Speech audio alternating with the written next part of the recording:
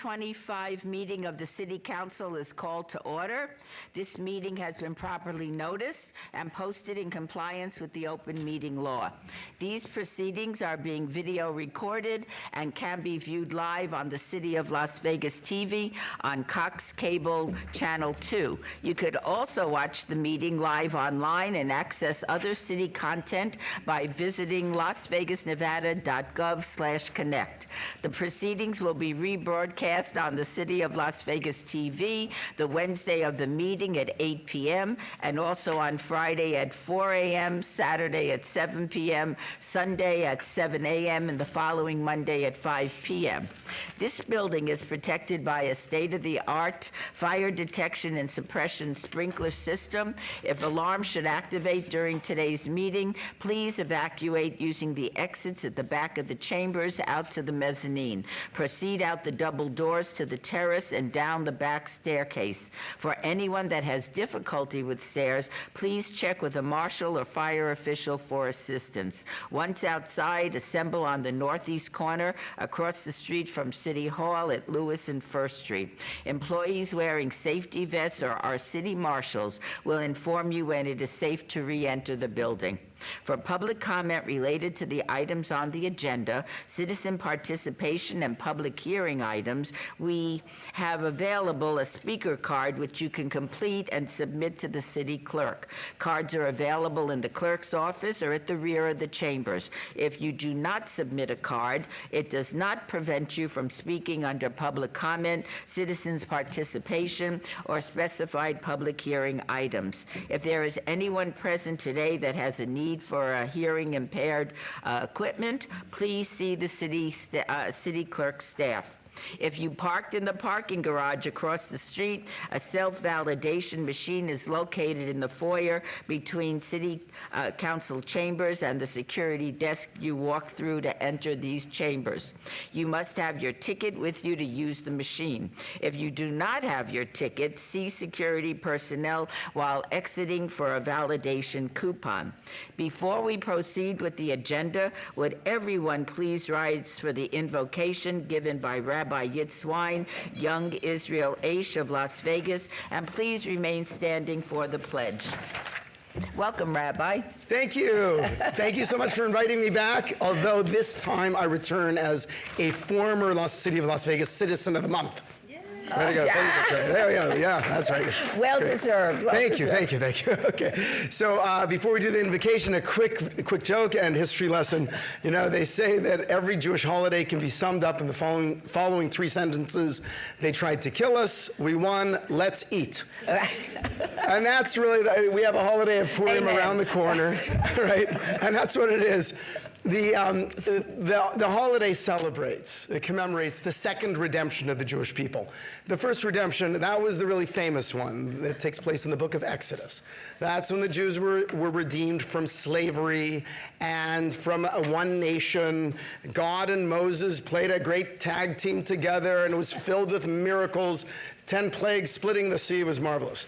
This redemption is recorded in the book of Esther, which is one of the 24 books of the Hebrew Bible. And it's actually, we were saved from a decree of genocide from the entire Persian Empire, which encompassed all of the not-so-civilized world at that time. And the heroes were Queen Esther and her uncle, Rabbi Mordecai, and God's name is not mentioned anywhere in the book. Very strange for a book of the Bible. God's name doesn't come into play here. And one of the messages that we pull from that is that in our day and age, which of course that story took place 2,500 years ago, but since the Jews left Egypt, the Almighty works his magic, so to speak, through human beings. That God's will is brought about through our efforts, and in the story of Esther was primarily Esther. Now Esther, Queen Esther, she did not want to take responsibility even though she was in the position of influence. The mayor and I have spoken often of the Queen Esther moment, right? Some of us have had those moments. All of us will have a Queen Esther moment. And what that is all about is that Esther was the one person who could stand up to the king and save the Jewish people, and she did not want to do it. She knew that if she were to go beyond her comfort zone, she could be killed. And her rabbi, Uncle Mordecai, comes and says, you know what? Don't be foolish. The Almighty is always, He is the mover of the chess pieces. Everything is going to happen according to God's plan. It is your job to step forward and effectuate that plan. And don't think for a moment that if you shirk your responsibility, that you will be saved. But no, you and your father's house will be destroyed. And by the way, who knows? Maybe it is for this reason, this moment, that you attained the royal position, the position of influence. Now, we all know many people that have been in positions of influence, and they simply don't do what they need to do. Maybe they don't do what they need to do because their egos get in the way. Maybe it's selfishness. Maybe it's laziness. Whatever the reason is, but not us. We are people of influence, and we've got to stand firm with bravery, knowing the Almighty is moving the chess pieces. God is running the world, and we just have to do our best to bring goodness and godliness into the world, no matter what our perceived consequences may be. We've got a job to do. We've got to do it. That describes our Queen Esther moment. So as we begin today's council meeting, let's start with a short prayer. May the Almighty bless all of us, that our ability to influence the world is increased. And may He give us the strength, moral clarity, and bravery to fulfill our potential and more to bring goodness into the world. And let us say amen. Amen. Thank you. Okay. And would you please lead us in the pledge? Please you. Even my mayor could do that. Yes. Go ahead. No, go- I pledge I pledge allegiance to the flag of the United States of America and to the republic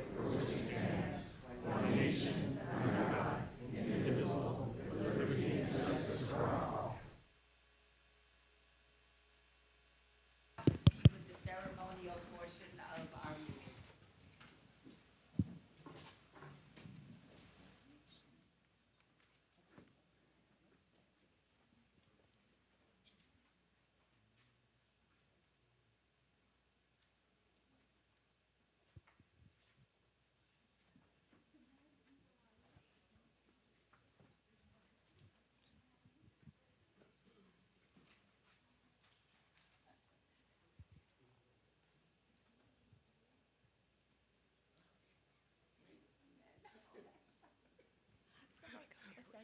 When I was sworn in, everyone says it. That's very funny. I should have known. Okay. Good morning, everybody. It's a pleasure to see everyone today. This is the ceremonial portion of our council agenda. And for our first item, Councilwoman Bruni is going to recognize our Citizen of the Month. Councilwoman, there you are. Good morning. Good morning, everyone. When I ran for city council a couple of years ago, one of my goals was to create a community award where neighbors take care of each other. And so last year I started a Ward 6 volunteer service crew, and the idea is that I would identify projects in our area that need a little TLC and invite neighbors to join us to clean up. Little did I know when I started this crew that somebody 2 miles from me was already doing the same thing without any title or resources, and that person is Robert Estrada, the person that we are honoring today. Robert, if you'll come up.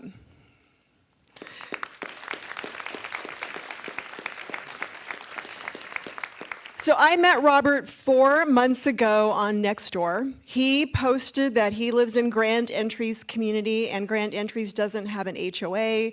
They don't even have a neighborhood association, and the area was a little run down. And we're showing some slides in a second. And so he took to Nextdoor and said, "Hey, I want to organize this cleanup. Who wants to help?" And so we responded. It was a great partnership. We got a big Republic Services dumpster. He organized the neighbors of Grand Entries, and I organized our volunteer service crew. And in late January, we spent 5 hours, about 10 of us, working on 2 neighbors' homes. They're both senior citizens, and one who one of the homes is inhabited by a widow who's immobile. And so you'll see from some of these pictures the before and after. Robert has been doing this. He only moved to Vegas in 2021 and hit the ground running, and is really just because he cares about his community and has a big heart. He's been continuing the work that he started in California. He's from Los Angeles and worked a lot in Hawthorne and was organizing beach cleanups and neighborhood cleanups. And so giving back to his community is part of his DNA. And so I'm so pleased that you're part of Ward 6. Just so you know, he hasn't stopped with that cleanup. He then repaired the wall, and somehow he manages it with every project to get professional folks, landscapers, masons to come out and help us. I'm beginning to think he's got ties to the mob to get all these people to come out and donate their time at no cost. And every week he texts me, letting me know that there's another area in our neighborhood that needs some TLC. So I think, Mike, we need to put him on our code enforcement team. But anyway, thank you so much, Robert. And would you like to say a few words? I'd just like to say thank you to the mayor and council, and especially Ms. Bruni. She's been so helpful. I mean, she actually gets in there and gets her hands dirty, and, you know, just anytime I get a hold of her, she's always available. So I really appreciate it. Thank you. So a couple things. For the honor of being Citizen of the Month, your picture will be displayed in front of City Hall for the next month. So you guys can come down and go to the Arts District and have a night, what? Oh, yeah.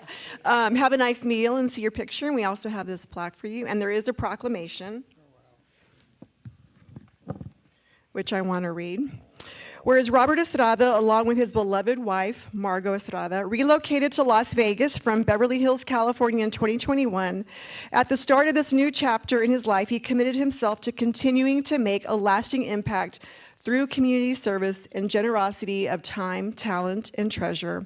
And whereas Robert Estrada has dedicated his life to serving others through community service, which has included efforts to organize neighborhood and beach cleanups in California, and whereas Robert Estrada has been an active volunteer coordinating blood drives for the American Red Cross, serving as a team lead for the United Way, and volunteering as a T-ball coach at his local YMCA for 13 years, and whereas when Robert arrived in Las Vegas, he continued his passion for community service in his Grand Entries neighborhood, where he has played an instrumental role in leading and supporting neighborhood cleanups, organizing tree trimming events for the common areas, repairing the exterior retaining walls, and now organizing the formation of a neighborhood association. And whereas Robert Estrada's unwavering selflessness and commitment to creating a kinder and more connected community have remained steadfast despite difficult milestones. A cancer survivor, Robert's resilience serves as an inspiration to many, and he continues to embody perseverance and gratitude in all aspects of his life. And whereas above all, Robert is a devoted family man who has instilled values of service in his children. His legacy continues through his two sons, now college professors, and his daughter, a corrections officer, all of whom proudly serve their communities. And now, therefore, we, the mayor and the members of the Las Vegas City Council, do hereby proclaim March 5th, 2025 as Robert Estrada Day. So, Margot, will you come up for a picture? Margot, for a picture, please. And you have a cake. And I can eat it too? Yes. So you guys get in the center. Okay.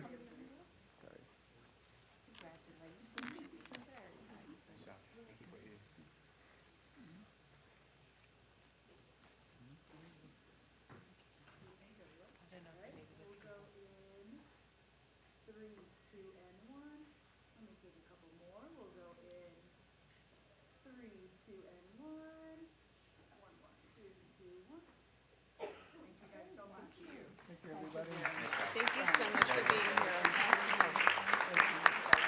Good job. Congratulations. Thank you. Appreciate it. Thank you very much. Good to see you.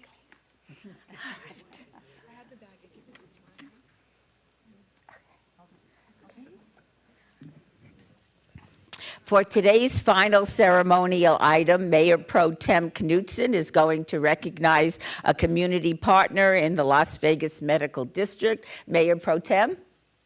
Thank you very much, Mayor. And I really excited to be up here today to talk about UMC. In a couple of minutes, I'll invite you all to come up, like we talked about, the way I told you to do it. But I wanted to just spend a couple of minutes talking about why UMC is so important to me. And for this council and for the city, healthcare is one of our priorities, one of 3 priorities. And looking back on how it became a priority, I have to think back to how I ended up becoming a partner with UMC, and it was my son. My son was very, very, very ill, and I think back to that day, and there's a chance that I think he may not have been with us without for UMC. And so over the course of the last 6 years, I've spent about 6 weeks sleeping at UMC. I know the place very, very well. But there's a new thing that happened, actually, and this is more recent. The last 2 months ago, my daughter was screaming on the way home from school, like absolutely screaming, and she was pulling on her ear. She had a red ear, and so I called all my doctor friends, and I was like, what? She's screaming, and I'm going on a trip tomorrow, and it's my second child, and I know it's not terrible. She just has an earache. What do I do? And it turns out UMC has this telehealth program, and it took me 8 minutes to get on to see a doctor, confirmed that what I suggested was an earache, and 15 minutes later, I was at CVS picking up a prescription for an earache. I've since done that for my son who had the flu, picked up a prescription 25 minutes later. So this is all because of UMC being completely innovative, thinking through what are the medical needs of our community and how can we address them to the best of our abilities. So when I think back to my time sleeping at UMC, living at UMC for weeks and weeks, wondering if my son was going to live or die, I think about the environment that I was in at UMC, and then I think through the leadership of Mason and the board of directors with Mr. O'Reilly and the team at UMC and how they have completely renovated UMC, putting $60 million into making UMC a premier medical destination for anybody who has to live there or stay there. And it does absolutely matter to the patients what environment they're walking into. So I am incredibly grateful. I also have to say that UMC got the Good Government Cashman Award from the Nevada Taxpayers Association. They chose today to tell me that because they beat out the city team. So that is what true partnership looks like, is to blow or to tell your partners that you won and they didn't. So with that, I'm going to invite the UMC team up. It's not just UMC, it's a variety of partners who help make the renovation project possible. And one more thing. So for all the people that have been complaining to me about Charleston construction, and everybody's complained to me at one point or another over the last 3 years, I politely refer them to UMC because it's UMC's construction at this point. So amazing construction project. Why don't you guys come on up and tell us a little bit more about it. Mr. Chairman, I believe you're going to be given some kind words about UMC and how impactful this project is to the medical district.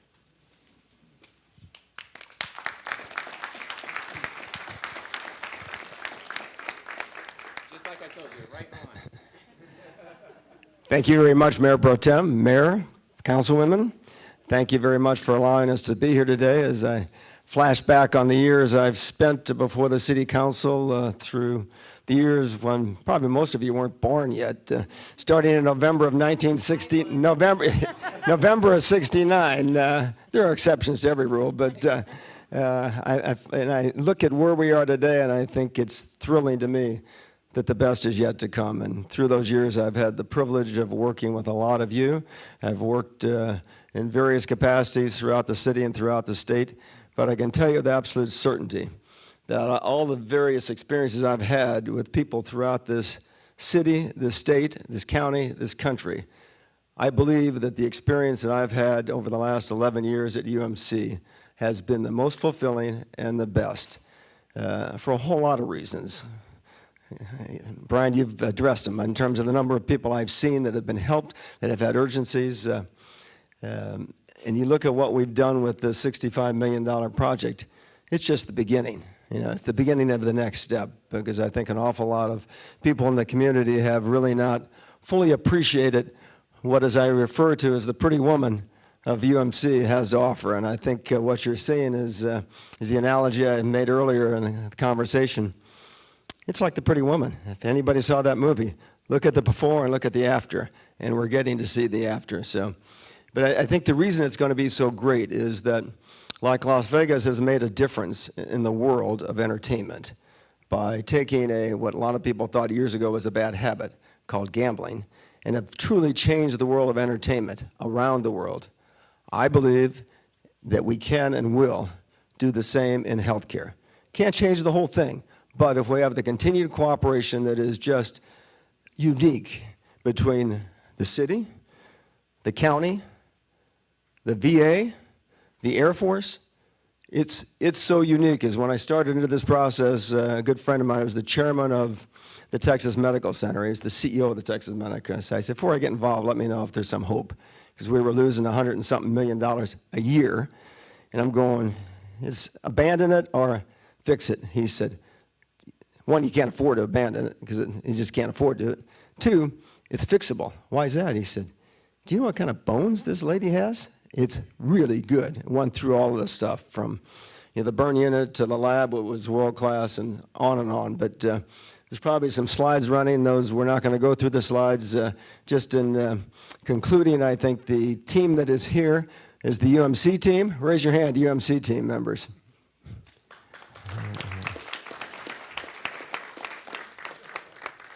They are at the helm daily. Grand Canyon, who has coordinated our construction. All the Grand Canyon people, raise your hands if you would. And they followed the plans of Brad Friedman, who's the architect standing here. Everybody knows Brad, I think. And those that really were on the ground that put it all together, Martin Harris. So where's Martin Harris? Raise your hands. Thank you. So those are the team that have made it possible. And but just one more comment. That is that the Las Vegas Medical District is what's going to make the future of healthcare in our community possible. If you think about healthcare in a community as sort of a hub and spokes, this is our hub. I sit on the UCLA's healthcare group. I've watched it grow through the years, spent time at Texas Medical Center and others. If we don't have a hub, our wheel isn't going to roll very well. So all of us need to put our arms together, put our hands together, and everything else we've got to make our hub truly world-class. If we do that, the spokes that come out of the hub are going to make the wheel roll as we finish it up. And I think as one of my friends, a doctor who's been around here for many years, I talked to yesterday, he said, John, he said, and we were talking about children's care, he said, we've got all the pieces in this community. He said, the analogy I've used through the years is like a dustpan. We sweep all the dust into the pan, he said, and together we look at it. Well, he said, in this case, in healthcare, they're here. We just need to figure out how to tie them together through the medical hub, through UMC. So thank you very much for your support, each and every one of you. I'm most appreciative of all of your support, and I think truly believe the best is yet to come for us, for our children, our grandchildren, our parents, and everybody else that's a part of this community. So thank you very much. Mason, you want to add something? They got the Cashman Good Government Award. Sorry about that. No proclamation for you. Sorry. Here, get up in front. We're going to do a picture. Okay. You're going to have to go. Yep, we sure do. Excuse me, guys. Yes. No, you stand up front.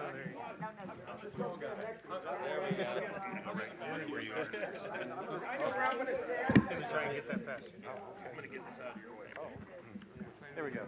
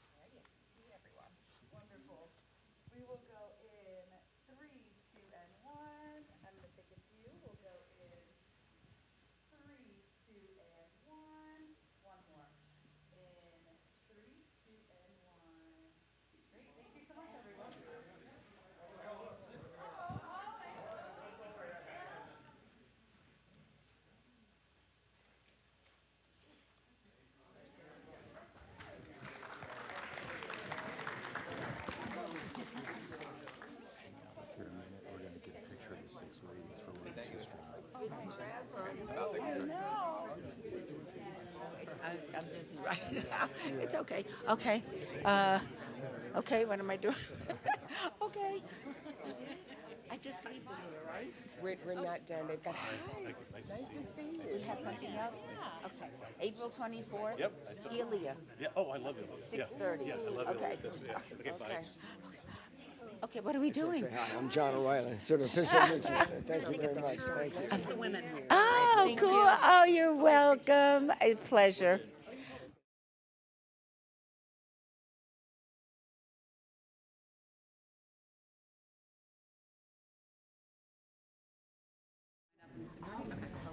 Let's do, the mayor in the middle, right? Yeah, we're uneven, so, yeah, we'll just do 2 and 3. Okay. Then, hands to our side.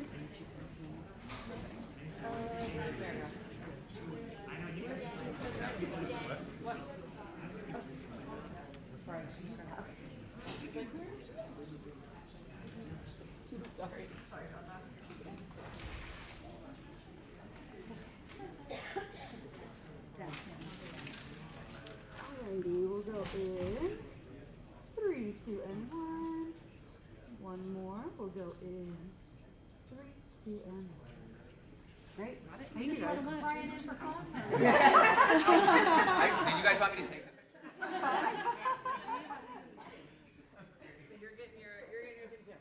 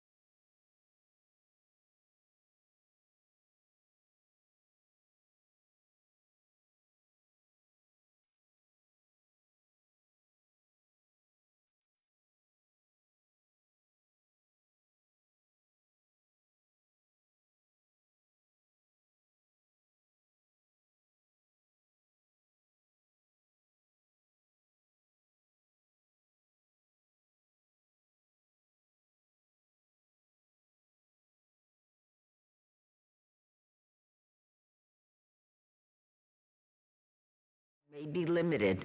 All comments made will be cross-referenced to those specific items. If anyone submitted a speaker card or who wishes to speak under this portion of the agenda, please come to the podium and state your name for the record. This is your opportunity to address the council, but the council is not able to respond or engage in dialogue. We will set the time at 2 minutes. Are there any people here that wish to address the City Council?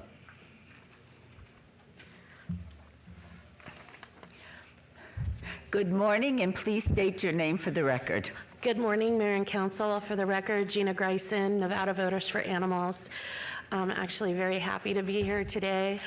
My heart is so happy. I'm here for agenda item number 35. This is something that probably 10 years ago I discussed with former Deputy Chief Tim Schattler. This is something that we have been working on with our animal welfare task force meetings and our animal town halls that Councilwoman Seaman has been having. Thank you so much. And Chief Potts, you know, an idea is only an idea until someone gives it wings. So Rudy, Chief Potts, Councilwoman, I'm not sure who else worked on it. I'm eager to hear the presentation, but I am so excited, and congratulations to the school children who were involved. This has been an idea that I'm so happy that it's happened. So thank you so much. You're very welcome. Thank you.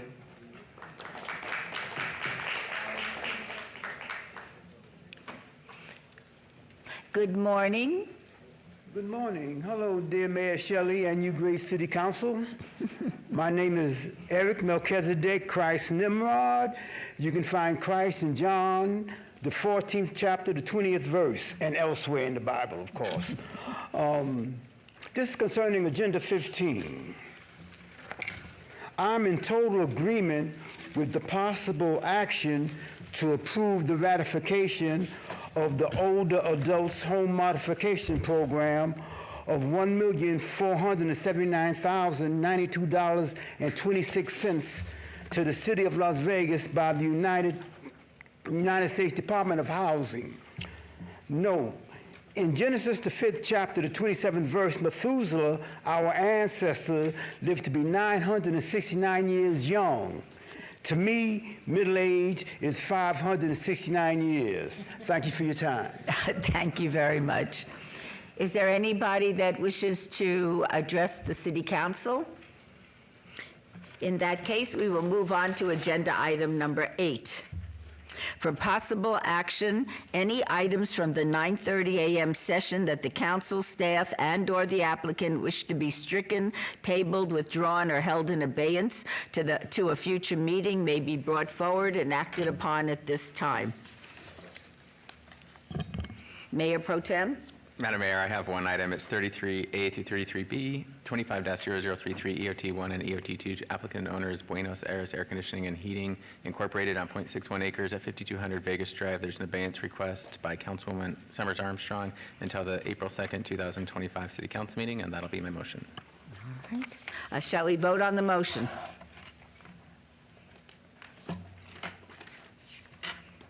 Why am I not? Okay. I'm going to vote aye verbally, as my machine doesn't seem to be working. Okay, please post. Aye. Aye. Oh, how about we do this in a more organized manner? All those in favor? We got it. We got it. Okay, perfect. In that case, the motion passes. For possible action to approve the final minutes by reference of the February 5th, 2025 City Council meeting, Mayor Pro Tem, may I have a motion to approve the minutes? Move to approve. Shall we vote on the motion? City Clerk, I'm an aye. Please post.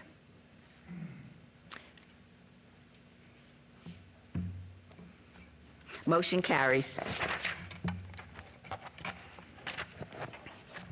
Items number 10 through 25 are on the consent agenda, are considered to be routine, are recommended for approval by the departments, and may be enacted in one motion. Are there any items the council wishes to bring forward? In that case, Mayor Pro Tem, may I have a motion for the consent agenda for items 10 through 25? Move to approve. Shall we vote on the motion? I'm an aye. You have it right there. Okay, oh, it's been hiding, okay. Please post. Motion carries.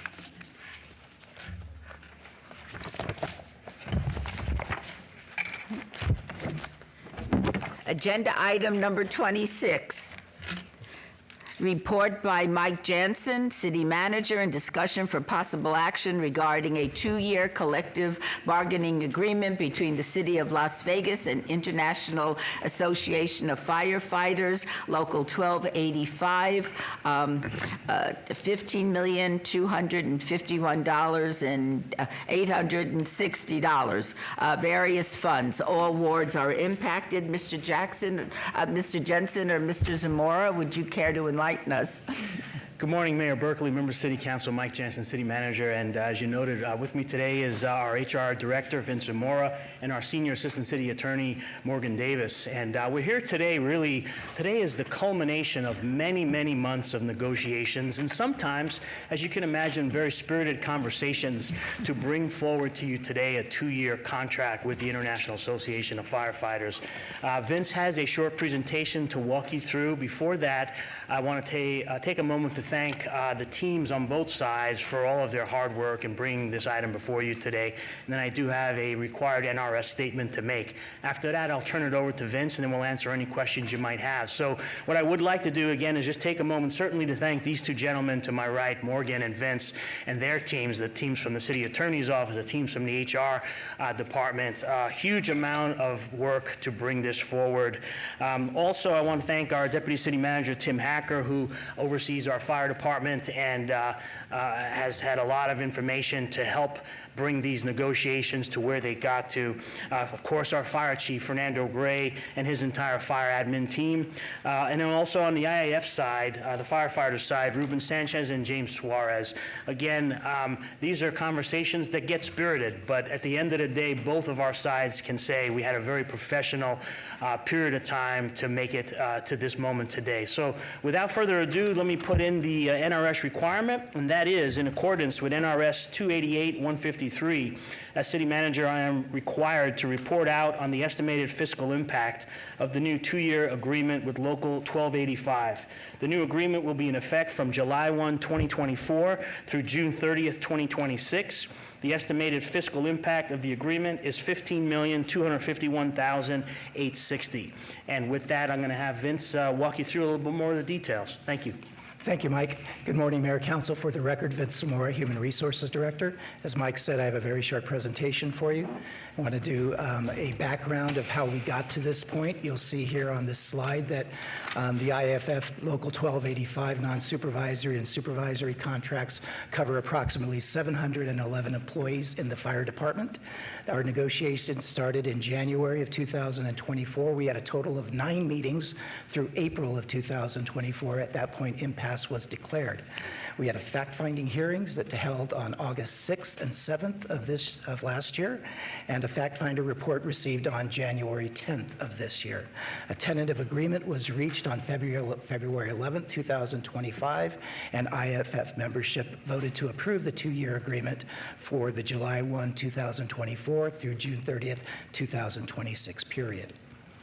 The changes with physical impacts include Article 17 wages, effective July 1, 2024, which would be retroed back to all of the members. They will receive a 3.25% COLA, a 1.35% salary increase, and we will eliminate the entry step of that particular group. And effective July 1, 2025, a 2.6% COLA plus a 0.7% salary increase for individuals in the FC and FRB salary grades, and those includes individuals that are in fire communications, fire prevention, and fire equipment mechanics, and a 1.6% salary increase for those in FC and FCB, and those include our fire suppression firefighters, paramedics, and captains. Also included would be Article 22, which is medical benefits. We have an increase of the employer contribution to the fire trust from $500 to $515 per pay period. Article 23, uniforms, tool allowances. We increased the tool allowance for fire equipment mechanics classification from $360 to $1,500. This has not been looked at in quite a bit of time. That's why we have such a big increase, and is consistent with other individuals that receive tool allowances from our various other collective bargaining groups. Increased tool allowance for fire communications technicians and fire equipment service technicians from $360 to $750 per year, and the same logic applied here. So the estimated impact, fiscal impact, as Mike mentioned, you can see the wages would be $14,661,000, medical benefits $574,000, and the tool allowance $16,860, all totaling the $15,251,860. Of course, as Mike mentioned, we could not have gone through this without all the groups being involved, and we'd particularly like to recognize Local 1285 leadership, James Suarez, Tyler Charsell, John Crum, Michael Levine, Bo McDougall, and Cynthia Ravelis. James had sent me a text that he was on the way down, and I think there he is. Thank you very much, James. And of course, our team, Morgan Davis, Nicole Garcia from the City Attorney's Office, Sue Brown, Rick Hunt, were very, very instrumental in getting this across the line. I'm open for any questions or comments you may have. Are there any questions and comments from the council members? In that case, congratulations to everybody on both sides for the honest and hard negotiations. We appreciate you very much. And may I have a motion, Mayor Pro Tem? Madam Mayor, with great appreciation to the Fire and Rescue Department, it still remains the city's first priority, public safety, along with our DPS team and our fire and safety team. And then again, to the city's team for negotiation. That's a lot of words. I was going to say motion to approve. Shall we vote on the motion? Please post. Motion is carried. Congratulations to everybody. Agenda item 27. Resolutions R-16-2025, public hearing and discussion for possible action to approve and adopt a resolution authorizing a temporary interfund loan to be paid within 12 months from the City of Las Vegas Sanitation Enterprise Fund to the City of Las Vegas Liability Insurance and Property Damage Fund up to a maximum amount of $36 million. Loan will be evidenced by an unsecured promissory note and will be used for the acquisition of certain real estate located near the intersection of Charleston Boulevard and Wallapai Way in the city of Las Vegas, related to an agreement dated December 24th, 2024, between the City of Las Vegas's buyer and 180 Land Company, LLC, 4 Stars, Ltd., and 70 Acres, LLC, collectively as seller, not to exceed $136 million, Sanitation Enterprise Fund, all wards. This is a public hearing, which I now declare open. Welcome. Good morning, Madam Mayor. Good morning, City Council. Susan Heltsley, Chief Financial Officer for the record. I just have a few points that I want to go over so everyone understands kind of the meaning and what this particular item will do for the city. So we actually have authority granted to us between NAC 354.290 and NRS 354-6118. It allows us to have an interfund loan between the sewer fund and the liability insurance and property damage fund. This evolved from the requirement of the December 18th, 2024 agenda item 34, which was the acquisition of the property near Charleston and Wallapai Way. That agreement was signed on December 24th, 2024, so the day before Christmas. Yeah. This allows us to have the cash flow for the city to meet those the terms of that agreement. Think of it as a bridge loan. Sometimes when we are buying a new house, we need a loan to bridge between when we sell our property and when we buy the new property. So this is essentially a bridge loan. The maximum amount is for $136 million. We expect to pay back $100 million of that on or after, close to around July 1, after the first of the fiscal year. The other $36 million, if we need it, which we don't believe we will, we would use to, once we sell Cashman, that money would be used to pay off the loan. We're not expecting to draw on the entire $136 million. It's just in case something happens to the Cashman sale. We will be paying the sanitation fund interest in the same amount as it will be earning over that period. So if it's going to be earning between 4% and 5%, we would pay back 4% and 5%. We will be paying this back from the general fund reserves. So what will happen is general fund will make the transfer into the liability fund and then pay back the sewer fund. So everything will be paid back. I know we've had some questions. Well, how will this affect sewer rates? It will not. The sewer rates are set by Muni Code 14.04030. It's based on a 5-year CPI index. And then back in 2022, we added 4% for the next 10 years to cover capital improvements. So the last adjustment that we made for calendar year 2025 was 8.2%. The 5-year average for CPI was 4.2, plus that 4% came up to the 8.2. So again, it will have no effect on the sewer rates. Thank you so much. You're welcome. Is there anyone else wishing to be heard on this item? Okay. Seeing none, I'll close the public hearing. Are there any questions or comments from the council members? Okay, seeing none, may I have a motion, Mayor Pro Tem? Thank you, Mayor. I'm going to move to approve item number 27. All right. Shall we vote on the motion? Please post. I don't have circles. Oh. Yes. All right. Motion passes. Thank you so much. Thank you.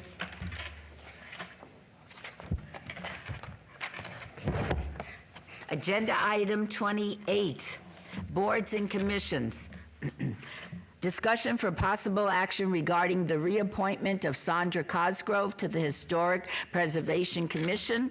Ms. Cosgrove serves as the Category 6 member, experienced in Nevada history, and was originally appointed in 2014. She is eligible to be reappointed, has the recommendation of the Community Development Department, and she wishes to continue serving. Is there a motion, Councilwoman Bruni? I will make a motion to reappoint Dr. Sandra Cosgrove to the Historic Preservation Commission. And I know how hardworking she is. This is a very good choice. Shall we vote on the motion? Please post. Motion carries. Agenda item 29, discussion for possible action regarding the appointment of nominee David Tilzer to the Senior Citizens Advisory Board as the mayor's appointee. A vacancy exists on the board due to the term expiration of the mayor's previous representative. Mr. Tilzer is eligible and wishes to be appointed and is in the council chambers today. I move to approve the appointment.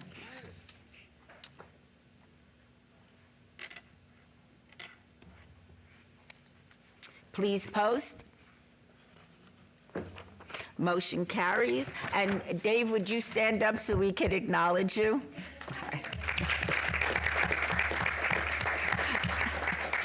Thank you so much for coming to our meeting.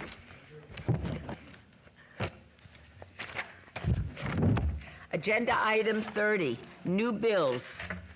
Item 30, Bill 2025-1 will be heard at the recommending committee meeting on Monday, March 17th, 2025. City Attorney, would you please read the new bill? Yes, ma'am. Bill number 2025-1, an ordinance to amend LVMC Title II by adding a new chapter therein designated as Chapter 2.70 to establish the Youth Leadership Advisory Council and provide for other related matters. Thank you so much. New Bill 2025-1 is assigned to the March 17th, 2025 recommending committee members, Councilman Knutson and Councilwoman Seaman and Polinsky. If any so designated are unable to attend, the clerk's office will coordinate finding substitutes as necessary at my direction. Thank you so much. Agenda item 31. Item numbers 31 through 33B are on the consent agenda, but items 33A and 33B were held in abeyance. The remaining items are considered to be routine and are recommended for approval by the Department of Community Development. Mayor Pro Tem, may I have a motion to approve this consent agenda? So moved. All right, shall we vote on the motion? Please post. Motion carries.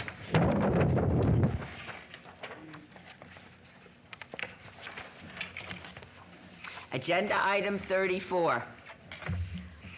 25-0017-EOT1, 14th extension of time, non-conforming public hearing, applicant DTP Management LLC owner, 899 Fremont LLC for possible action on a land use entitlement project request for a non-conforming liquor establishment, a tavern, use at 899 Fremont Street and 115 South 8th Street, a T5-MS, T5 Main Street, Zone, Ward 3, Ms. Diaz.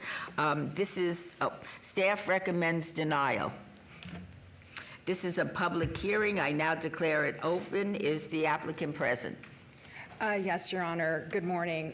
Dara Goldsmith, along with my client Richard Shea, on behalf of the estate of Tony Shea and the DTP entities.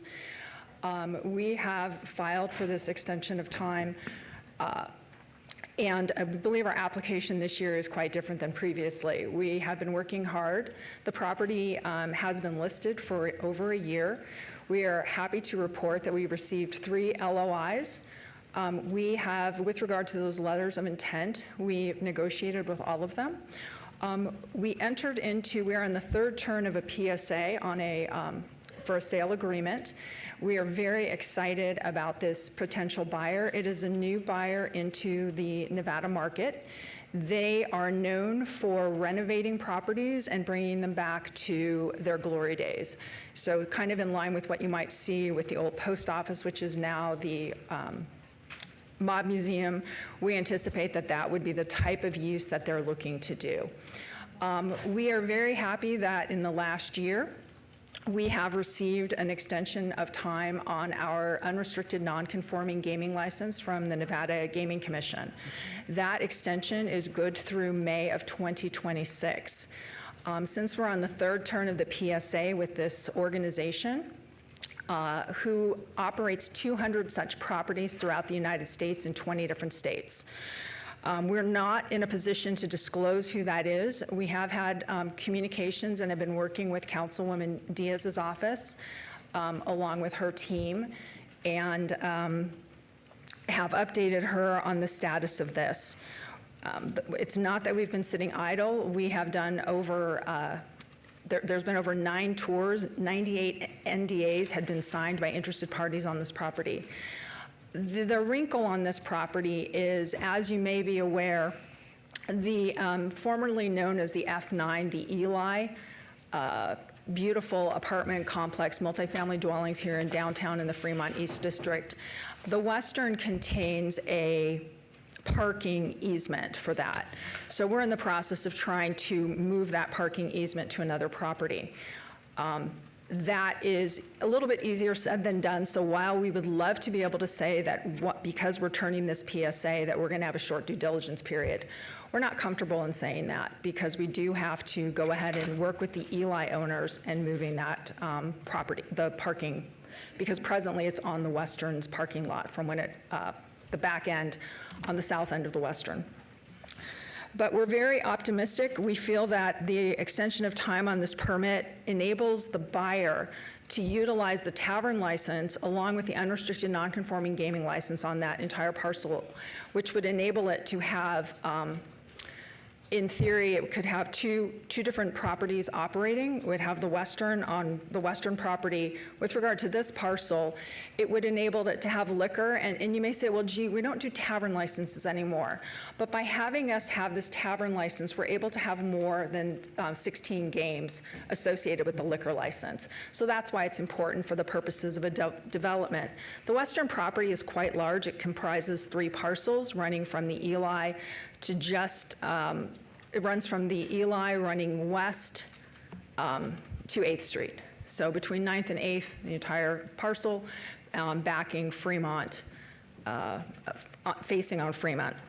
So we've had good communications. We believe that granting this extension of time, because it would be within giving us the 1-year extension, which I understand is the maximum that can be given at a time, would conform with the objective of the Fremont East Entertainment District, as well as would enable the buyer to not try to retrade price if you were to give us a shorter extension, which is a concern. So with that, I'm certain that Mr. Floyd will have some comments as well. Mr. Floyd. Yeah, thank you, Mayor. Seth Floyd, for the record, Director of Community Development. Mayor, as the current alcohol on-premise full use does not include other tavern establishments as protected uses, the applicant could obtain a new special use permit for this use and no longer perpetuate a non-conforming use. Staff recommends denial of this 14th extension of time request that would perpetuate that non-conforming use. It should be noted that the non-restricted gaming on the property, as Ms. Goldsmith mentioned, has been preserved, and that's a separate use and is not impacted by the liquor use. Thank you. Thank you. This is a public hearing. Is there anyone wishing to be heard on this item? Seeing none, does the applicant, well, are there any conditions for the applicant to agree to? So, Mayor, there are no added conditions other than what's in your backup that I'm aware of. Okay, thank you. Thank you.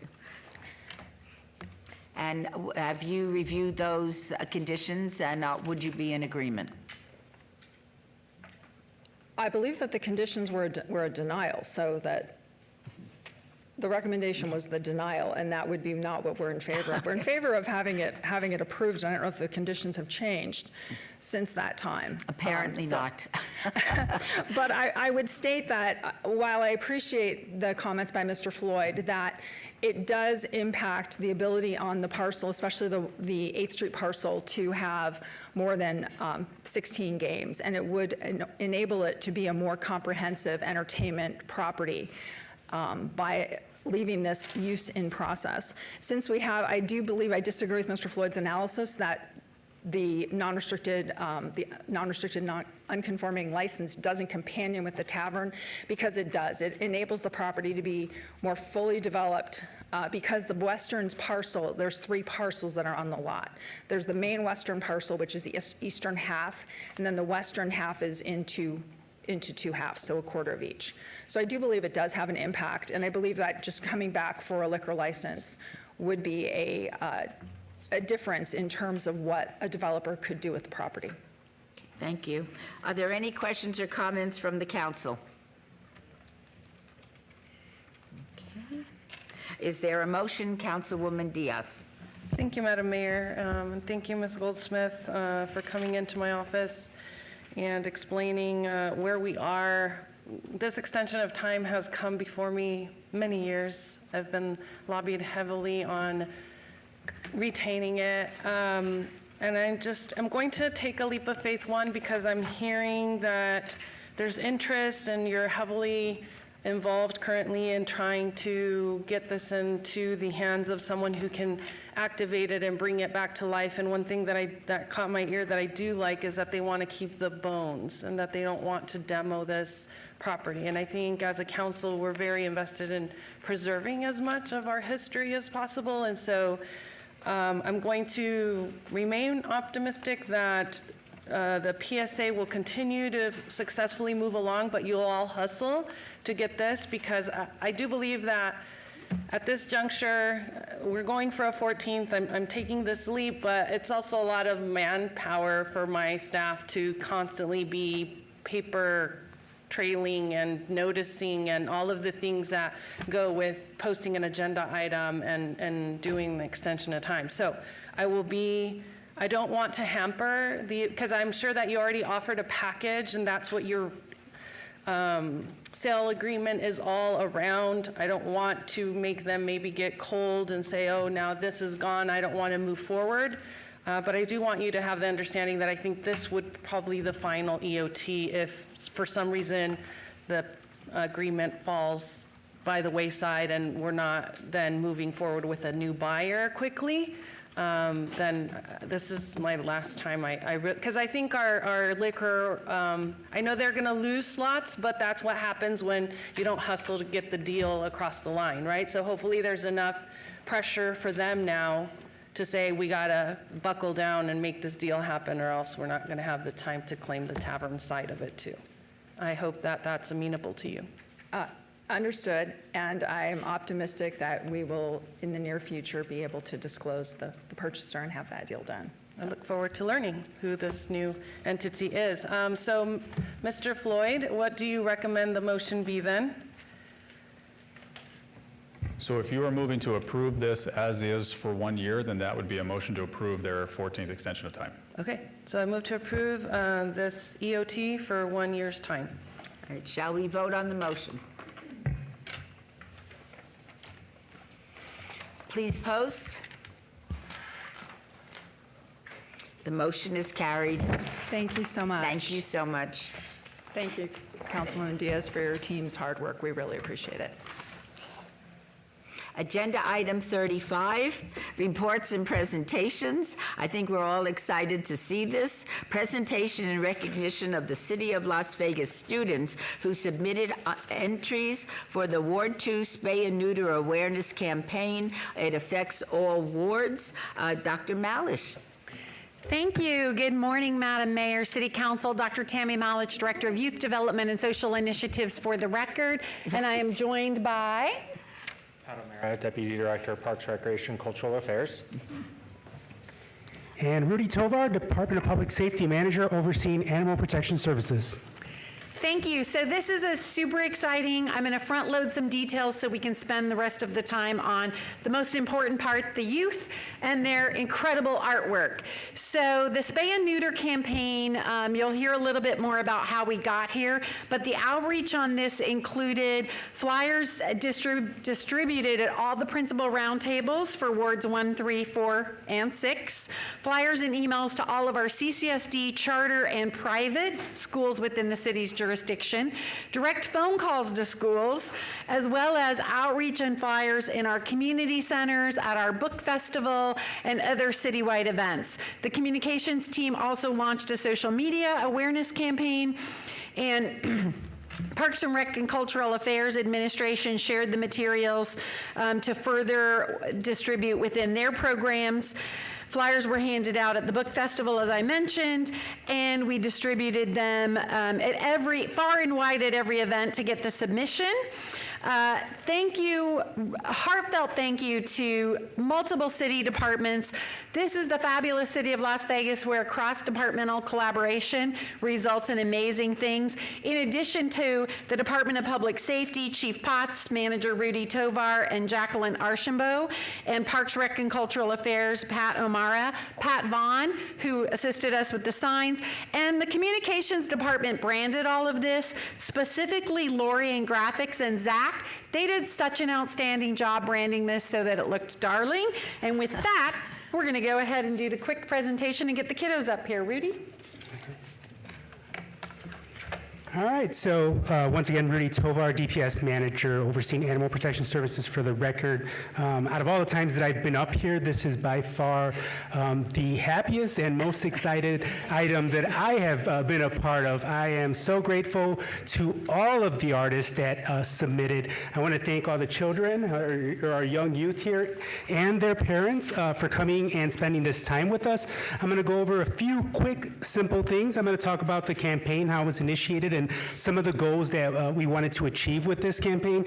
And then, as Dr. Malik said, it was a collaboration because there's no way that I could have pulled this off by myself. So thanks to the other departments at the city, we were able to get to an amazing point, which Dr. Malik will continue on, and Pat will also show you guys what they came up with, which I am beyond the moon excited. So without further ado, the Spay and Neuter Awareness Campaign was initiated by Ward 2 Councilwoman Victoria Seaman in partnership with the Department of Public Safety and local advocates. So we had a meeting, and the campaign focused on public education and compliance with NRS 574670, which requires park signage related to sterilization. So typically for any animal-related items, you typically find them in NRS 474, and all the way at the very, very, very bottom is where we found this one here. So it was brought to our attention, and then we decided to figure out a way to address this issue in a manner that is essentially not so much coming down on folks. We wanted to make it fun, exciting, and something that we can place throughout the community, which basically any business, city park, it would just make sense. Everyone would pretty much be on board because it's so cool. So the Spay and Neuter Awareness Campaign goals included decreasing animal overpopulation, reducing the number of animals that end up in shelters, and educating the public about spay and neuter requirements in a friendly and visible manner. And so that was very important for us, that we really wanted to go into a friendly and visible manner. And when we met, everyone was on board with it. And I was so happy when I left that meeting because that's exactly the direction that I always like to go into, and that's education first. So the campaign required the collaboration of the Department of Public Safety, which I'm a part of, the Department of Parks, Recreation, and Cultural Affairs, and the Department of Youth Development and Social Initiatives. And with that, I'm going to go ahead and pass it on. Thank you. Again, Dr. Tammy Malich. We opened the campaign to students aged 10 through 18. We received 71 submissions. The submissions were judged by the city departments represented. And we narrowed it down from 71 to 14, and then the Ward 2 office assisted with final awards and decisions. Each participant will receive a certificate for their submission, and the most exciting part is the winning artwork is going to be displayed in the dog parks. Pat's going to tell you a little bit more about that. And the posters of those winners and honorable mentions will be displayed at all of our City of Las Vegas rec centers, senior centers, pools, sports complexes. And just before we came in here, we greeted the parents and youth with a little breakfast and meet and greet and made up cute little pet-themed goodie bags for them. And we love the posters so much that all of our offices are also going to have these posters in them because they turned out so great.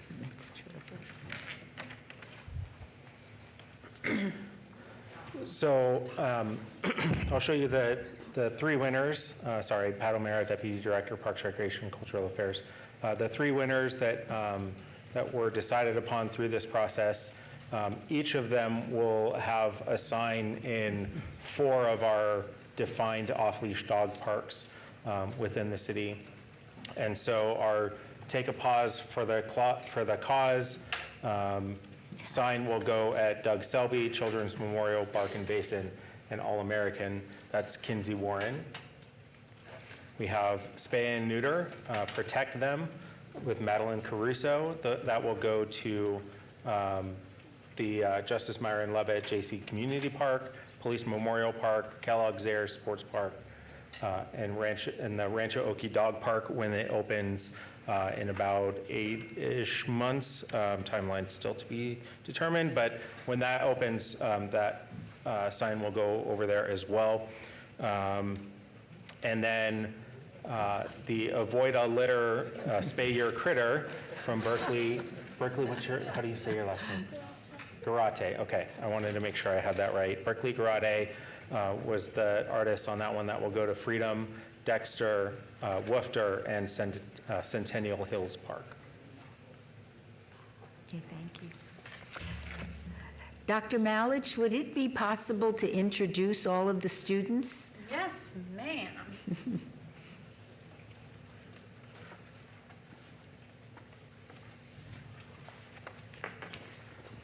So one of our finalists is Kinsey Warren. Kinsey.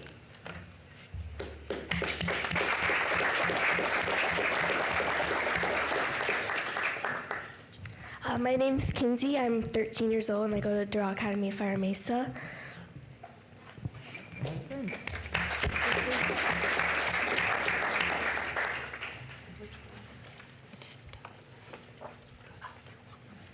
This is for you, Kinsey. We have a certificate and we'll be giving you a plaque for all your hard work. The youth will get to take these signs home, and then we have others that are going in the park, so they'll get one for their bedrooms as well.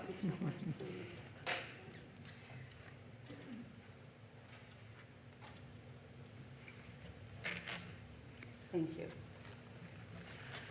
Our next recipient is Berkeley Garrett.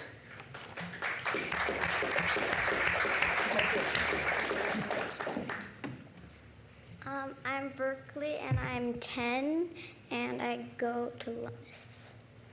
Okay.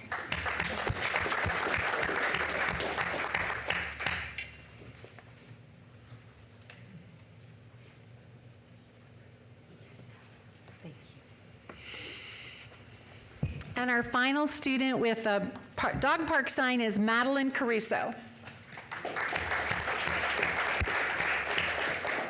I'm Madeline Caruso. I'm 12 and I go to Cadwallader. Great.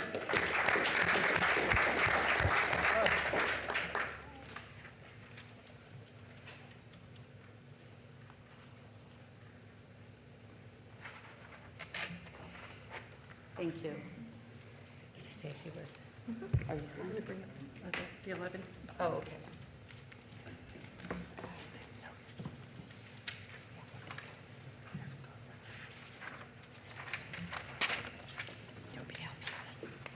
Are they in order? Okay.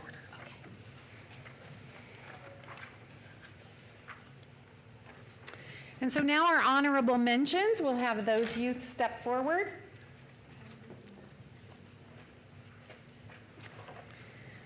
We're going to start with Catalea Astorga.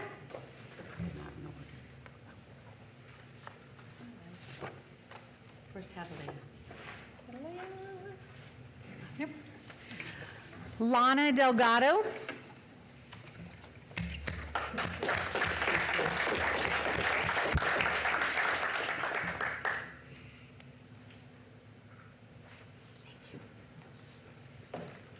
Grace Barker.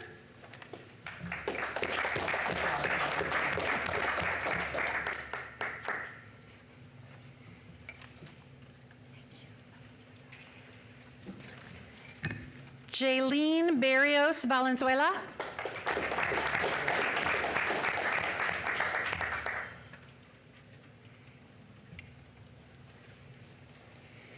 Caden Beeman.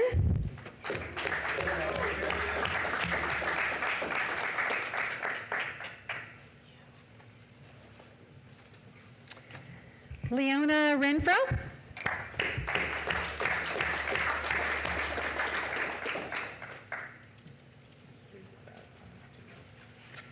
Peyton Holberts.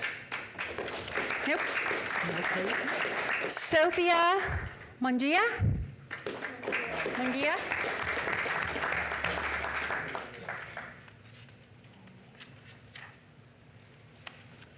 Jackson Kimball.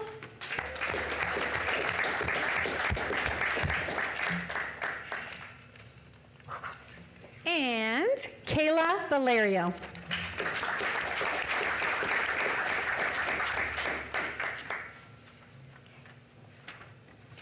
Ready? I just want to say, let's give them another round of applause. These are the artists of our future. And I also want to say it was a mighty idea. I mean, it was a small idea that had a mighty outcome. So thank all of you for working with us. And I want to thank the animal advocates because they were a big part of this. And we will continue to meet and come up with ideas. So thank you. Thank you very much. Thank you, Madam Mayor, City Council. Our pleasure. And may I ask all of the parents of the students to please stand so we could acknowledge you?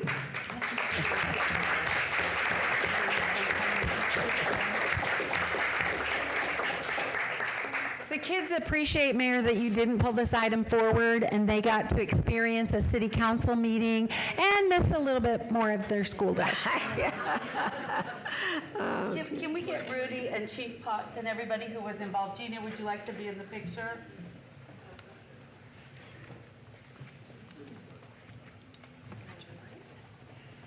Tammy, you're here? Okay.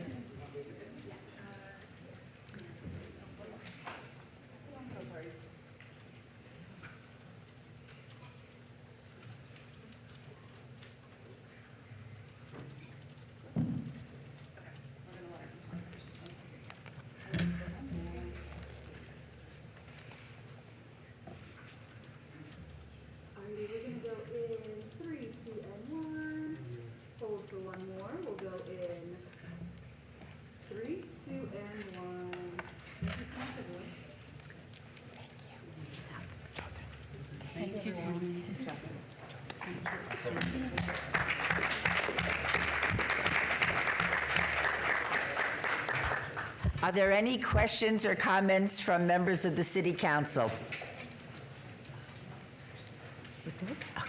Madam Mayor, I just want to commend all the youth that participated in this call to action, and it's always going to be awesome to go to our different dog parks throughout the city and see their artwork rendered. So I just want to say keep on the advocacy, because we all need it at all levels, starting from elementary through high school.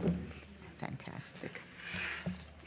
I think this was a lovely project, and I'm very excited for everybody that participated and for those that placed and it got honorable mentions. How lovely for all of us. Thank you for tackling an issue that is very important to the City Council. This was a presentation only, so no action is required, and we will now move on to item 36. Set date on any appeals filed or required public hearings. I would instruct the city clerk to set the public hearing dates and appeals from the City Planning Commission meetings in dangerous buildings or nuisance litter abatements. Will do, thank you. Thank you very much. Agenda item 37. Citizen participation, public comment. During this portion of the agenda, comment must be limited to matters within the jurisdiction of the City Council. No subject may be acted upon by the City Council unless that subject is on the agenda and is scheduled for action. If you wish to be heard, please come to the podium and give your name for the record, the amount of discussion on any single subject, as well as the amount of time any single speaker is allowed may be limited. This is your opportunity to address the council, but the council is not able to respond or engage in dialogue. Are there any members of the public who wish to speak under this portion of the agenda? Would you please state your name for the record? My name is Eric Melchizedek Christ Nimrod. You can find Nimrod in Genesis, the 10th chapter, the 6th to the 10th verse. Hello again, dear Mayor Shelley and you great City Council. On January the 17th, 2025, in the Courtyard Homeless Compound, I went to the doctor's office. I was instructed by Allied University security personnel to leave my backpack outside in a designated area. I came out approximately 3 minutes later, and my backpack had been stolen. In it was my precious cell phone, my precious computer, prescriptions, and other very, very important papers. I want Allied University Security Service to reimburse me $5,000 for not securing my property, my precious property. That's it, and that's cheap. Thank you so much. Is there anybody else that wishes to comment? Please, would you mind stating your name for the record? Tanita Franklin. I came here today, and I don't want to be the bearer of bad news, but I purchased a home on Griffith, in Las Vegas, in a nice ranch home, and I was appalled because I went to Lowe's to do home improvement. And I seen women soliciting their bodies. It was an awful sight. It was a pregnant woman and one woman with lingerie, and I was so appalled by it. And I asked Lowe's, is this normal? And they said it was worse. So I came here today just to voice my concern, because not only did I buy a house in that neighborhood, but when I seen Metro, when I seen Metro and they was policing the area one day, they said that it's near on Oakey and like Fremont or whatever area. It's a bus stop in that area, and I'm just very concerned as a citizen and a homeowner, a new homeowner, about that situation. And they wanted me to take pictures. I called, but I don't feel comfortable. You know, I drive a big truck, and I don't feel comfortable. I don't want people to come after me trying to take pictures when they can just get a camera and put it in that area. But I don't feel safe for myself, for safety of myself and my family. So that's why I'm here today, to voice my concerns, because to my knowledge, it's illegal in Clark County. Thank you so much.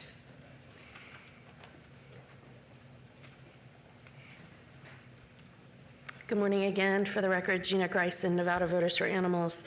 Just wanted to add that that was my first law that I authored back in 2009, was the one that requires the posting of the sterilization. So this has been a very long time coming to have that. I'm so happy and proud, and thank you to everybody who worked on that spay-neuter project. But speaking of spay and neuter, I want to read into the record this post from Keith Williams, who is with C5 Community Cat Coalition of Clark County. He posted this 3 days ago. I've been following the lead lost and found admissions of cats and kittens for some time. I only include those with addresses as I plot them on my map. January and February of this year are more than twice as high than any year since 2020 when I started. Hang on, it's going to be a wild ride this year. What we desperately need is more low-cost spay-neuter for the free-roaming cats and low-income owners. It is time for the jurisdictions to step up and make this resource more available. All the local jurisdictions have mandatory spay-neuter. This does no good if people can't afford to get it done. We desperately need another 10,000 surgeries a year. The cost for this would be about $1 million. Investing in this would save more than that in reduced need for shelter services, animal control, and rescue. It is time to invest in the solution rather than continuing to clean up the mess. I was wondering if we could borrow against that sewer fund for this, since you can borrow it for other things. We really need, and again, I'm deeply concerned with contract negotiations that the Animal Foundation wants another $5 million when just a little over a year ago, they were already granted another $5 million. So please, please put any money, if you can borrow money, put it towards prevention. We are killing thousands of animals again at our High Kill local shelter. And another post talked about 300,000 or 400,000 kittens will be born in the next coming months, and only half of them will survive. Thank you so much. So please, please, prevention is the key. Thank you. Is there anybody else wishing to speak during public comment? In that case, we'll go to agenda item 38, council emerging issues. This is a discussion regarding potential items for future city council agendas, encompasses all wards. Any discussion must be limited to whether or not such proposed items shall be placed on a future agenda. No discussion regarding the substance of any such proposed topic shall occur. No action shall be taken. Do any members of the council have any topics that they would like to bring forward under this item? Okay, seeing none, I thank you all very much. And we will now go to agenda item 39. Council members' recognition. Comments made by individual city council members during this portion of the agenda will not be acted upon by the city council unless that subject is on the agenda and scheduled for action. Miss Armstrong. Thank you, Madam Mayor. It's wonderful to be here today. Just want to recap a few things that happened in Ward 5 over the last month. We successfully hosted the principals, public and charter schools in Ward 5 at the historic West Side School. We had a lovely turnout. We had some really candid discussion, and it was just wonderful to have our education leaders participate, and I'm looking forward to the next event. We also were excited to host Love on Jackson Block Party on Saturday, February the 22nd on Jackson Avenue between D and F Streets. This event was also hosted by the City of Las Vegas in collaboration with our office. This event celebrated the vibrant history of Jackson Avenue. There were activities for the kids. We had live entertainment. I may have sang a few verses of something.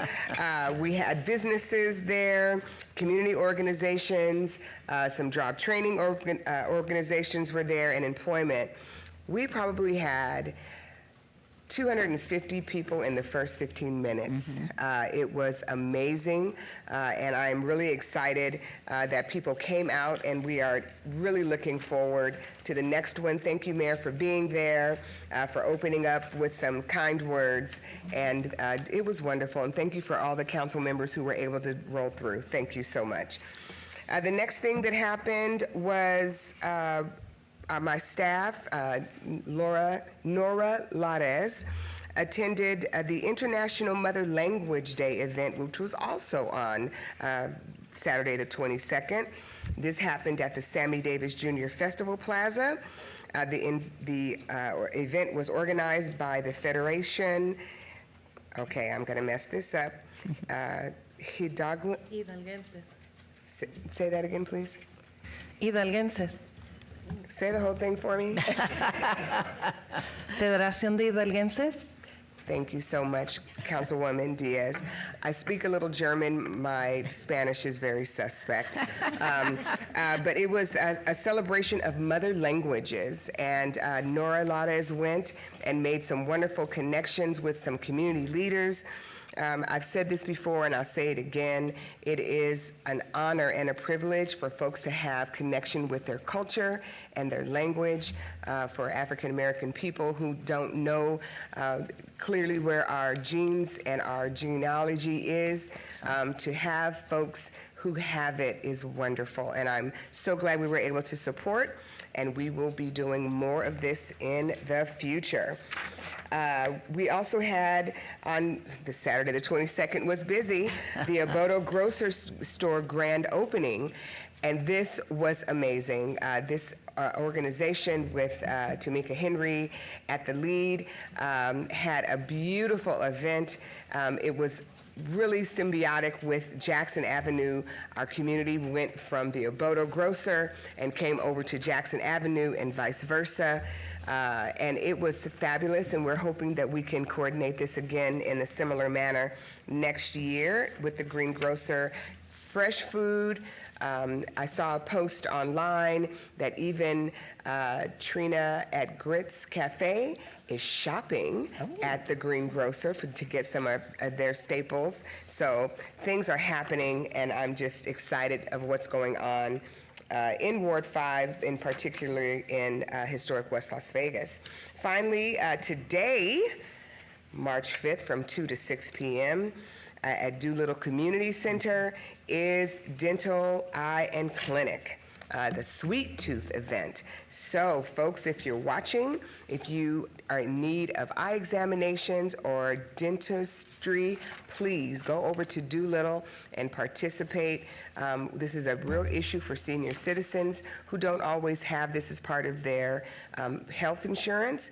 And for our small children, we want them not to have caps. We want them to have beautiful, shiny, well-kept teeth. So folks, please take advantage. And as always, our office is available to assist where we can in the community in Ward 5. Our phone number is 702-229-5443, or you can email us at ward5@lasvegasnevada.gov. Thank you. Thank you. That was very uplifting. Councilwoman Summers Armstrong, thank you. And Councilwoman Polensky. Oh, thank you, Madam Mayor. On February 20th, we attended a ribbon cutting for the Collaboration Cafe at the Collaboration Center. The Collaboration Center is a tremendous asset for individuals with diverse abilities in our community. I'm looking forward to future events to partner together in the community. I attended Las Vegas Metropolitan Police Department's State of the Department address on February 25th with many of my colleagues, where Sheriff McMahill delivered an incredibly uplifting and speech and highlighting the reductions in homicides, robberies, burglaries, and automobile thefts here in Southern Nevada. I'm looking forward to seeing the technology and equipment enhancements that the department has planned for us in the future. It was great.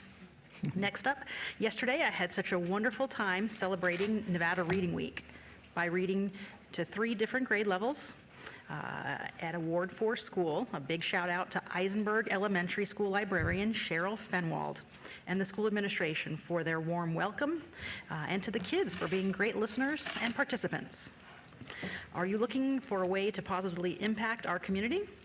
Join others and volunteer at Mulaski Junior High School, located at 7801 West Gilmore Avenue, for a campus cleanup project this coming Saturday the 8th from 9 to 11. Tools and snacks will be provided. Do you know an amazing teacher that deserves recognition? We will be selecting 1 elementary, 1 middle, and 1 high school teacher to award. It's a great opportunity to let our kids' teachers know how grateful we are for their hard work. The deadline for submission is March 20th, coming up soon. If you need some more information, please feel free to call my office. And next up, are you experiencing higher than usual water bills? The City of Las Vegas, in participation with the Las Vegas Valley Water District, is offering eligible homeowners for up to $7,500 in assistance through the DRIP program. Are you a resident 60 years or older and need help with your utility or sewer bills? Now through March 14th, eligible individuals can apply for the utility tax and sewer rebate program at one of the 6 Valley locations on the slide. And lastly for this slide, parents, do you have school-aged children who need safe and fun options when school is out? Check out the No School Fun Days offered by multiple locations within the City of Las Vegas. And next, do you have any information regarding any of the 16 missing children featured on this slide? If so, please call Las Vegas Metropolitan Police Department Missing Person Detail. Let's get them reunited with their families.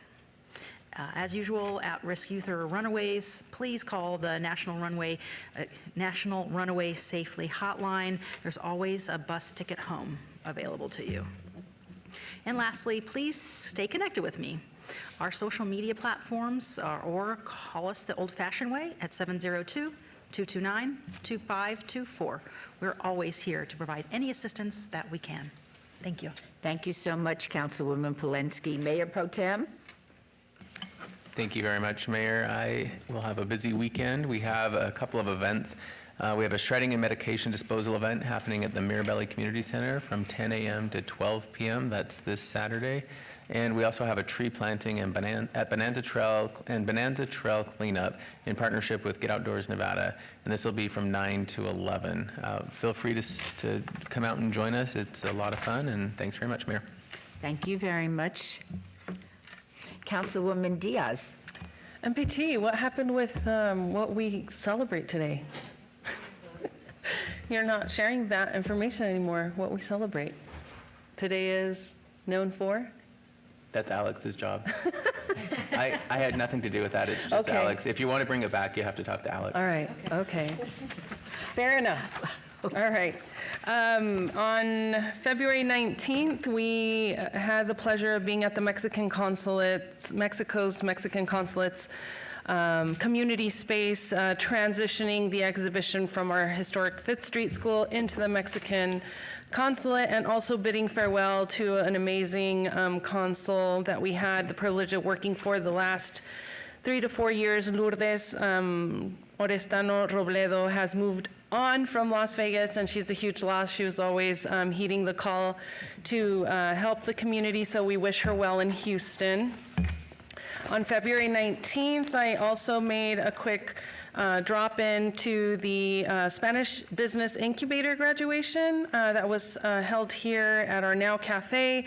Over 60 community members completed the 6-week Spanish Business Incubator program, and everyone said they would highly recommend it to their friends and colleagues looking to improve their business practices. So I just want to congratulate everyone here at the City of Las Vegas, Minerva Gomez, and all of the instructors for empowering our community members to be their own entrepreneurs. On February 28th, we dropped by to thank the Leroy Neiman Foundation for generously contributing and making possible the renovation of the art room for the Downtown Boys and Girls Club located on Stewart and 28th in Ward 3. And we're just so excited that they have this art room to inspire them to create their own masterpieces in the years to come. On March 1st, I and Edo had the pleasure of planting trees with our community. There were a lot of UNLV students and other community members. We also had our Carpenters Union present helping us.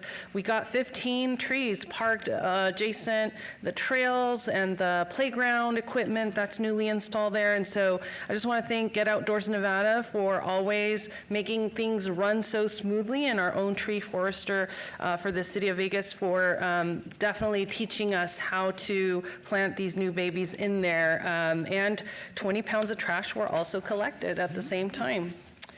On March 4th, this is Reading Week, and can't but pop into our different schools across the ward, and I had the pleasure of reading yesterday to students in my alma mater, Sunrise Acres Elementary School, and it was an awesome experience to read to Miss Alalud's second grade students and Miss Abdur Rashid's third grade class. They were very attentive, and I love that they definitely had their thinking caps on every step of the way. For events coming up this Saturday, March 8th, it is International Women's Day, and there will be a Health and Education Resource Expo in partnership with La Campesina to celebrate this special International Women's Day. There will be free health and wellness things that are going to be imparted at our East Las Vegas Community Center from 11 a.m. to 3 p.m. I hope those that are available can come and partake in the festivities. Also want to put on folks' radars that the muralist who created Our Collective Strength Has No Boundaries will be in town next week, and we are offering this community workshop and artist talk out of East Las Vegas Community Center. You do have to pre-register to attend, so please take a quick picture, go to that QR link and register to meet Adri del Rocio. Every time I drive by that mural, it's so inspirational, and so many people love it. So I'm glad she's going to come back. On Wednesday, March 12th, we will have a community meeting regarding the Stewart Avenue Complete Streets. Stewart Avenue is transforming, and we want you to share your thoughts on the safety and design of this monumental change happening on Stewart Avenues between 6th and Nellis. So please attend this neighborhood meeting on the 12th at 5:30 p.m. at East Las Vegas Community Center to give us more input about where safety improvements are needed, pedestrian crossings, bike lanes, and how we are making this a more safe pedestrian and bike-friendly corridor, and also motorist-friendly. So please come and impart your knowledge so we can make the best project moving forward. I'm going to skip the next slide because Councilman Polensky already hit upon the end of the rebates for utilities coming to a close here, but the next one is about tax season already being here. So make sure you see these free tax preparation assistance programs, and if you make less than $67,000 a year, you will qualify to receive that assistance. And with that, thank you so much for tuning in. Appreciate all of the council's hard work in their wards, and to the women, the fabulous women on this council, happy International Women's Day. Thank you. Thank you, Councilwoman Diaz. Councilwoman Seaman. Thank you, Madam Mayor. It was an absolute honor to present a proclamation to the incredibly talented Claude Baruch for the opening of his new salon. His impact goes beyond hairstyle, it's artistry, passion, and a commitment to greatness, as well as creating jobs. We had another successful breakfast buzz in Ward 2 Biz. It was great to have Commissioner of District C, April Becker, whose district overlaps Ward 2, there to speak, and Metro, and of course our city marshals. These relationships benefit the constituents of our great city. Our 9th anti-human trafficking event was very successful at Southern Hills Baptist Church. Knowing that we are second in cities in the nation for human trafficking, it is important that we continue the mission to help educate parents on the dangers of grooming their children and let people know that our children in Las Vegas are not for sale. I joined my friend Virat at the 9th annual U.S. Catchball Association tournament. They chose to have it in Las Vegas. It is the fastest growing women's sport. We had people from Israel, we had Romania, all over the country to join catchball that embodies the spirit of teamwork, inclusivity, and enthusiasm, inspiring and encouraging women to join the game and be a part of this incredible community. I had the pleasure of joining my dear friends Daphne Baruch and Erbil Ganasti at the 2nd annual Starry Starry Night Gala in Palm Desert, and we presented Cure for the Kids Foundation Las Vegas, a proclamation for all the work they do on for the Change Our Event Series Day, LLC Day, for all the work that they're doing to bring awareness to cancer. And we were grateful to have Secretary Robert Kennedy Jr. there. And the night shined even brighter by the wonderful performance by Christopher Macchio, all for cancer research. And we have our next Breakfast Buzz and Ward 2 Biz Saturday, March 22nd from 9 to 10 at Veterans Memorial Center. Please come break bread with us and talk about all the issues in Ward 2. Everyone is welcome. It's a free breakfast, but we encourage you to RSVP so we have enough breakfast for everyone. And now we're calling all artists to Art in the Park. That will be April 5th. You can still sign up to get a booth to present your art. So please try to reserve today with the QR code. Our Art in the Park is welcomed. We welcome everyone, even their little furry friends, to come and enjoy a day of looking at local artists' work and even having the opportunity to purchase it. Now on to our Adopt a Pet. We have Ahsoka, I hope that's how we pronounce it. They have the most interesting names, these animals. It's a Mastiff Neapolitan female, 123 pounds, good security dog, age 1 year and 6 months, available for adoption at the Nevada SPA. And we also have Sophie, a domestic short hair female, 12.6 pounds, 12 years old and 6 months. If you're looking to get an animal, please adopt either from the Animal Foundation, the Nevada SPCA, all the rescues out there. These animals are all looking for forever homes.